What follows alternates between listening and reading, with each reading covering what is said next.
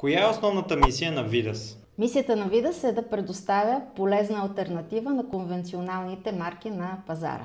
Кой е най-големият ти успех с Видас? Самия факт, че съществуваме до ден днешен, стартирайки през 2020, го намирам за невероятен успех. А към момента сме вече встъпили на 3 пазара огромни, освен България, UK и Щатите, така че смятам, че това е мега яко. Сподели ни труден момент, когато започна да създаваш Видас. Всеки ден, откакто съм създала Видас, имам труден момент. Старта беше най-труден, защото беше през 2020. Трябваше да изнесеме натуралните екстракти билкови до Италия, където беше гнездото на пандемията.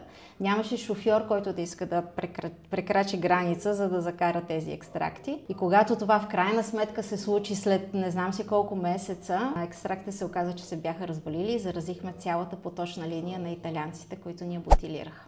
Как разрешихте проблема след това? Този проблем го разрешихме с много нерви, много молби, за да докажем, че знаем какво правиме пред италианците да продължат все пак да бутилират. С много молби на тези, които ни произведоха екстракция, за да се смилят на нас и в крайна сметка с много пари, за да ги произведем отново.